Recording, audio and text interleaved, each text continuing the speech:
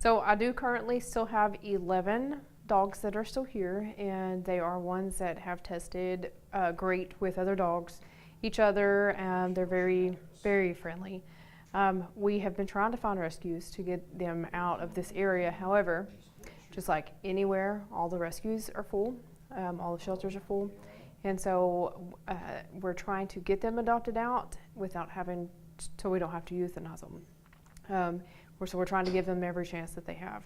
The ones that are here, they're all fully vaccinated, and most of them are, hang on, let me think, she's not here. The ones that are here, they are fully vaccinated and they're sterilized already. So that's a great plus for them. And most of them are donor dogs. So they have gone to the emergency clinic and they've donated their blood to save other dogs.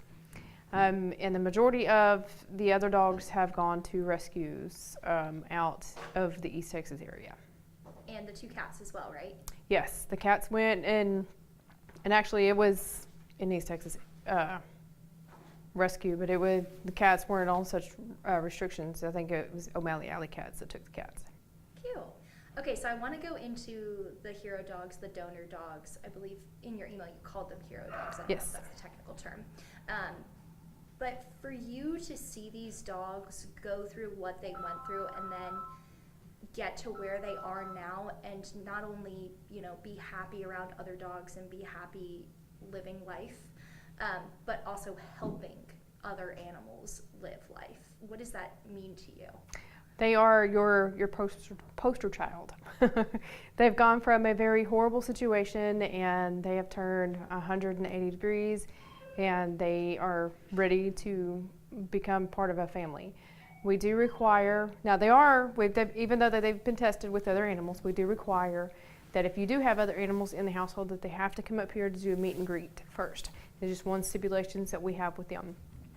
And when you come fill out an adoption application and you meet the animal, it does not guarantee that you will go home that day with it, because we have to do an extensive background because of the some of the situations that they come out of. We just got to make sure that they don't end up back into the same situation or with relatives or friends of the same situation.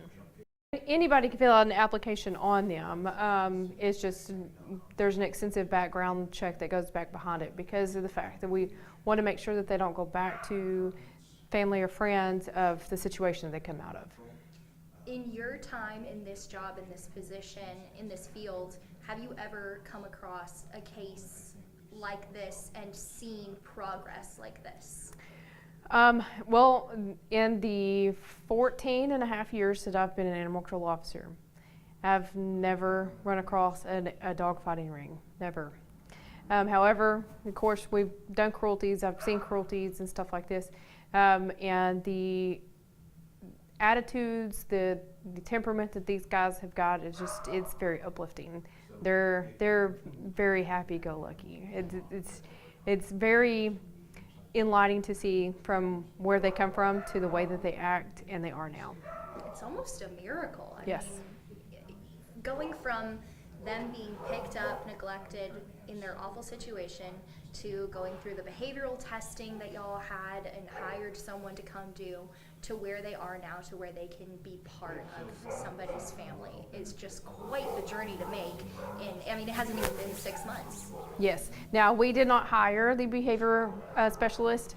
Okay. Humane Society. Brought them in. The Humane Society of the United States actually paid for them to come in from Florida to do that. And I haven't talked to you since then, so just out of curiosity, everything with that went well? She was able to come after the hurricane? Yes. And the flooding? Yes, she came after all of that, and she spent 2 full days with us. Okay. And she went through all of the dogs, most of them twice. Wow. And do you remember anything about her reaction to the ones that did well with the testing? Did she say anything about yeah, she, on some of the ones, especially the ones that we have here, she said that they were great dogs, and she has them even labeled as helper dogs, that we also use them to test the other dogs because they did so well with other dogs. And are any of these dogs paired together? Do any of them need to go together, or can they all go to separate homes? They can go to separate homes. They don't have to go together. They can, but they don't have to. Okay. And age range wise, what are we talking? They're all adults. Anywhere from 3 years to 6 or 7 years. They're young adults. Yes. It's not like they're senior Yes. dogs. Well, we have one. We have kind of named her Beretta, and she's what we kind of consider as a senior because she acts like an old lady. I think we have her down 6 or 7 years old, but she's also a donor dog. So she's also a hero dog, where she's donated her blood. And this hero program, if someone was to adopt their dog, would they be able to keep the dog in the hero program? Is that something that's expected? How does that work? Yes, they are able to keep it in the donor dog program. All they would have to do is we give them the paperwork, and they can contact the Tyler Animal Emergency Clinic and tell them they adopted a donor dog, and they would like to keep them in there, and they would go through the requirements that they would have to meet. And how did you determine that these dogs could be donor dogs? What is that process? Well, like? the stipulations that they sent over is the dog has to be from 1 year to I think it's 6 years or 7 years.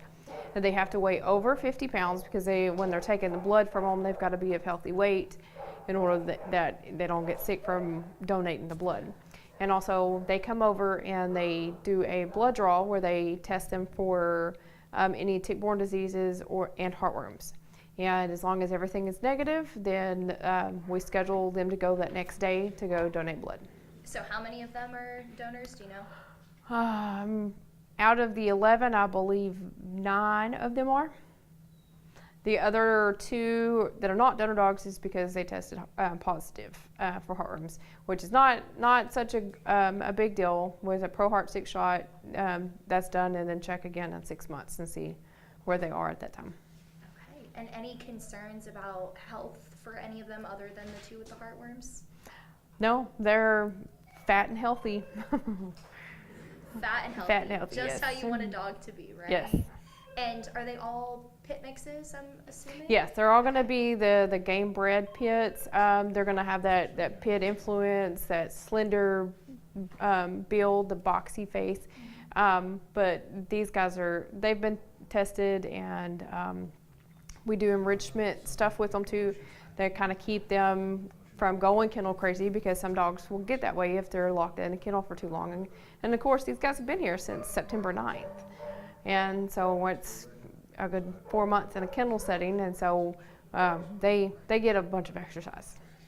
What would you say to people who have been very invested in this case and might be on the fence, maybe considering trying to adopt one of these dogs, and even people maybe who are a little bit skeptical? What would you say to them in terms of how adoptable these dogs are? Well, the biggest thing that I can say is come meet them for yourself. Any doubts that you may have, as soon as you see them and see how they act, you would change. Okay. Do you have anything else you want to add? Spay and neuter your pets at home, anyways.